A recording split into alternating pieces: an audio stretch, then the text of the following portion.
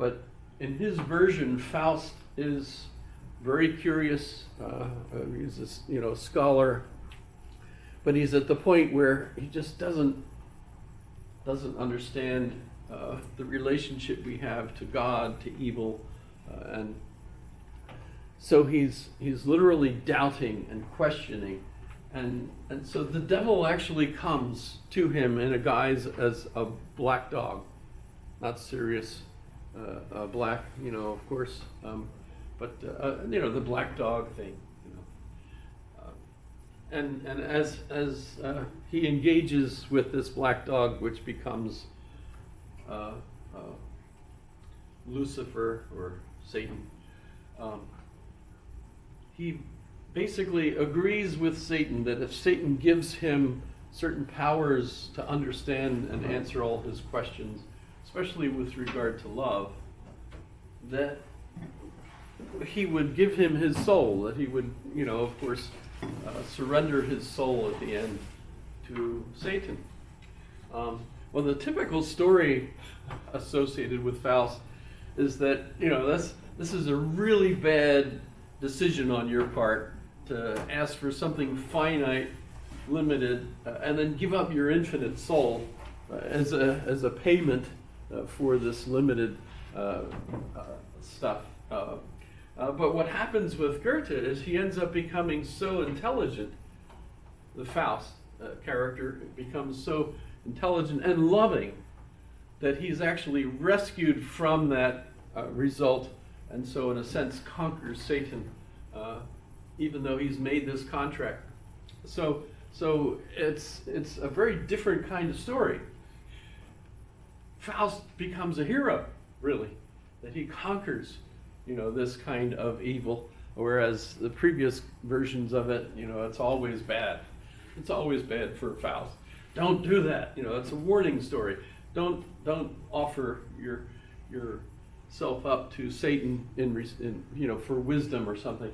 Well, what we get from Goethe's version of it is, and this is kind of the romantic view of things, is that the individual that just becomes so concentrated on a particular ability or learning or beauty or whatever your emotional focus is on, if you're just so absolutely concentrated on that, that's the best thing you could be doing in life, right? And so the romantic period, if you think of it, let's see what happens here. What frames the romantic period?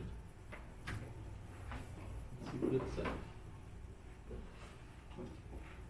Yeah, so you're shifting from a focus on reason to emotion, individualism, and the power of nature. Some powerfulness.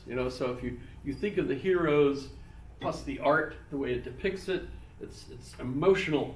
I think especially of Napoleon on his horse, with the cape billowing in the wind, and the horse is not just standing there; it's rearing up, and it's all emotional. And really, Napoleon is certainly viewed in this kind of an emotional point of view.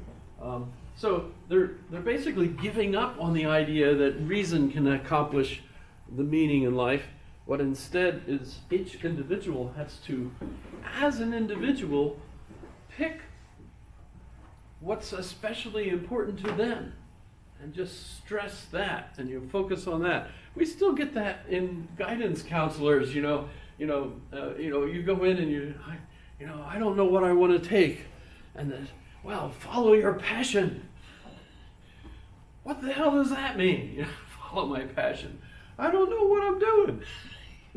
What passion do I have? As 18 years old or whatever, right? I haven't learned enough about life yet to know what I might be passionate about. And of course, today we know that this is fictional anyway. It's not. Who the heck has a passion for any. But that's what defines the Romantic period, and so even the art and everything is very, very emotional in a sense, and the music as well. Beethoven, if you, everybody knows bum bum bum bum, bum bum bum bum. Sorry, my talent, I don't have any talent. But you know that one, right? And what is that? That's the fate motif, right? So fate's going to just absolutely get you in the end. Well, Hegel is born into this milieu, 1770. So that's a nice thing.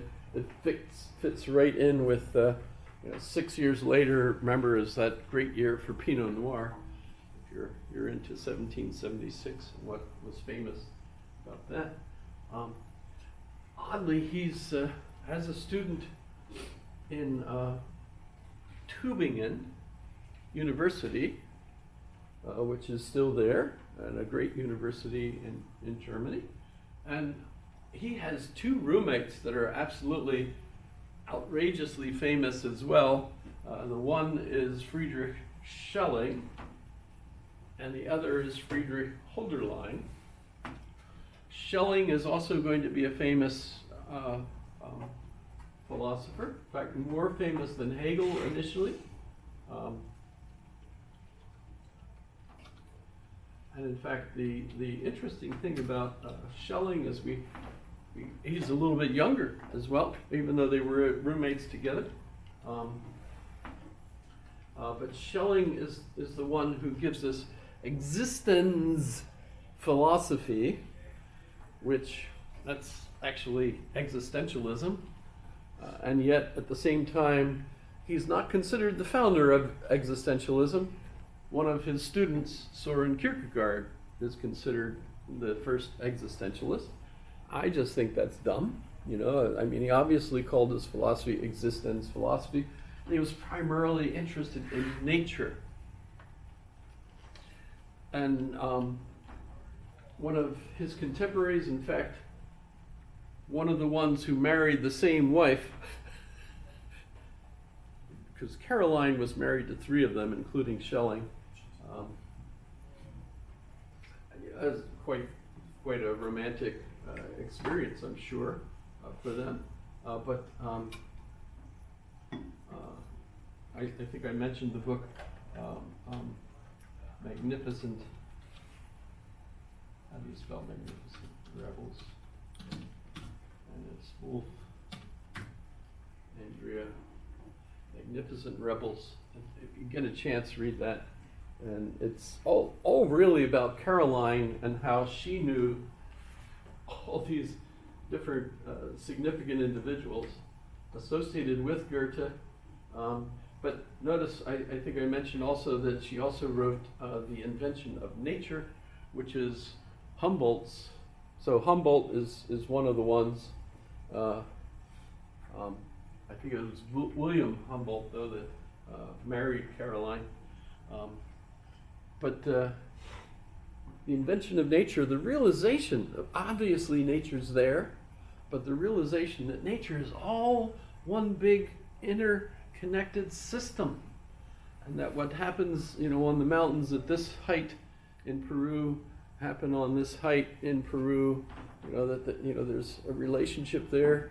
The Humboldt Current, which is the current that goes up along the coast of South America, is associated with it. The idea that there are currents that tides are interconnected. That's new. That's a realization, and that all of nature is interconnected, and so on. And that it is evolving.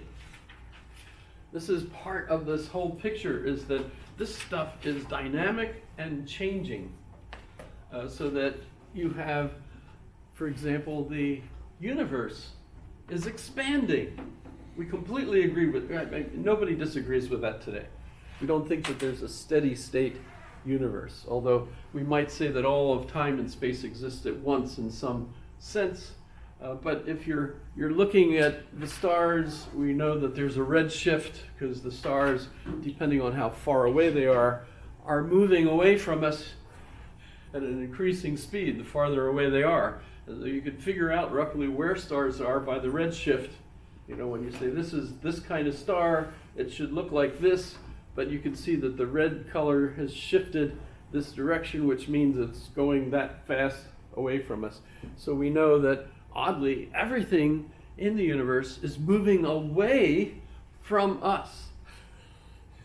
And to frame it just like that is incorrect, because it's actually moving away from every place in the universe at once. And you think, wait a minute, how can you do that? Easiest explanation I got from Stephen Hawking. If you take a balloon, it's not, it's just partially inflated, put dots on the surface of the balloon, then you inflate the balloon, all the dots are going to move away from all the other dots. So basically the universe is like an inflating balloon where it's going like this, right? And so all the things, all the particles in your body are moving away from one another. Theoretically, one of these days, they won't be able to have those atomic bonds anymore. And then what happens? Well, hopefully, the speed of which all those particles are moving away from one another isn't going to affect our lifetimes for a billion years maybe, or something like that. But they are moving away. And of course, if you're farther away, that appears quite faster than the particles that are right here, right? But so the universe is expanding, which means it's evolving. It's changing. It's not a steady state Newtonian view of the universe. It's evolving, it's changing. And so Einstein, Leibniz are really the ones that are correct. The current view is that we have an expanding universe. How about the Earth? Is the Earth expanding? Is the moon expanding? We have earthquakes and so on. How many folks have taken geology or geography or anything to do with the earth sciences? What's our current theories about what's causing all of that? Nobody current on any of that stuff? No? Well, I mean, I grew up and everybody at least knew that, well, at some point the continents moved apart. There was a Pangea. And you could look, South America and Africa, they fit like a hand in a glove here. Obviously they've moved apart, so the surface plates are moving apart.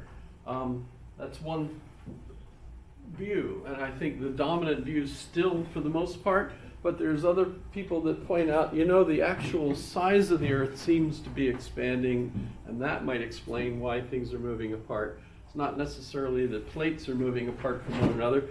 It's just that the surface area of the Earth is actually expanding because of what's going on inside, right? So you've got everything kind of spreading apart. Geology is one of those things where in Britain, so if you ever wonder why are so many of the different geological eras named after places in England, right? It's because the folks that started realizing, hey, this place can't be just 6,000 years old. It's got to be older than that. Because this rock is older than this rock by millions of years. And this rock over here in this neighborhood is older than that. And so what they began realizing is all of these different types of rocks evolved over eons. So that the Earth had to be much, much older. And this was one of those shocks that hit everybody, that was involved in the science. Emily Dickinson, anybody like Emily Dickinson? Anybody know who Emily Dickinson is? Yes.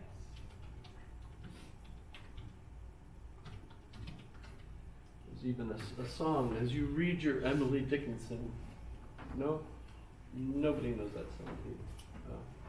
Emily. What? Am I looking? No, I don't want, let's do it this way. Who was Emily Dickinson?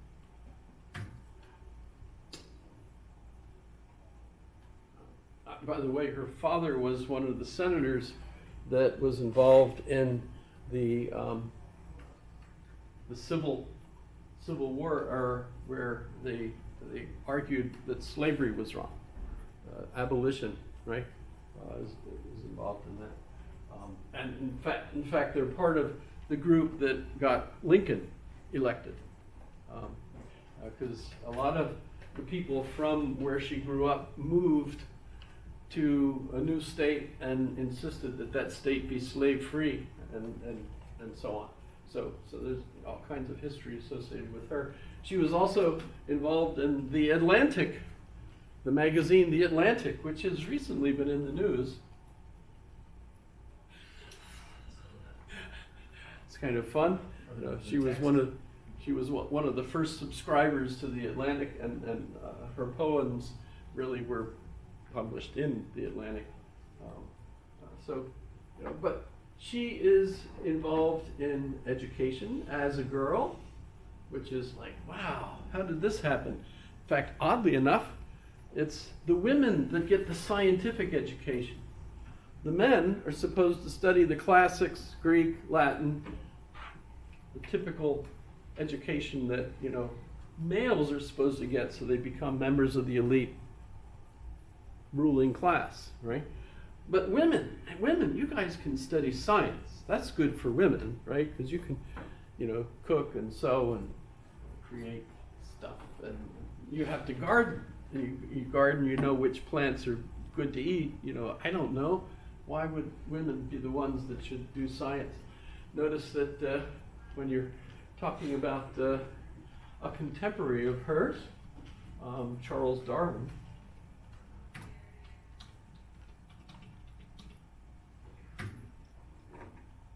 notice they don't look alike for some reason. That could have been funny. Nobody likes my jokes. That's terrible. But he was odd. His goal as a student was to study the classics and become a minister, but he was more interested in science. I guess you know he took a trip. He got to do a trip after graduation on the what was the name of the ship? I don't know the ship. I'm talking about Galapagos Islands. We're not there. I'm thinking it's the name of a dog. My son had one of them. They're the worst dog, actually. Chihuahua. Beagle. That was it. The ship was the Beagle. I don't know why I remembered it. I don't know where it was a dog. Beagles are called that because they're so loud. My son's dog is really loud. Louder than my St. Bernard. By the way, Charles Darwin's grandfather, Erasmus Darwin, was an evolutionist, published on evolution. And guess what? That puts him approximately at the same age as Hegel. So what I'm trying to, Hegel's famous for his theory of the phenomenology, the study of phenomena. Kant convinced us that, if we have a synthetic a priori, it explains how phenomena, remember you carry your own lantern, the phane, into your experience, and so everything that you're experiencing, the phenomena that you're experiencing, is a reflection of your own perspective, your own light that you're shining among everything, right? So what we can observe is phenomena. We can't get to the thing in itself, theoretically. Can't get to the subjective self. You can't actually see your own self because that's one side of the picture. So I have an ego over here that's me, and I have the thing in itself over here, but I can't see the thing in itself, and I can't see my ego. What I experience is phenomena. That's the stuff that I can experience, and that's all mental events. What I'm experiencing is all in my head. I have to theoretically have a self that's having these experiences, and they're experiences of something. So there must be a thing in itself. And we can add to that, there ought to be a God, because Kant's argument, remember Kant critiques the previous arguments for the existence of God, giving us various types of critiques of them and so on. But he then argues that, but God must exist because otherwise the moral law doesn't make any sense. So there must be a God because the moral law does make sense. Of course, remember that his concept of the moral law was peculiar to Königsberg and the Pietists, so that if you go outside of that culture, you end up with not quite the same universal law, right? But that's his main argument, that God must exist, otherwise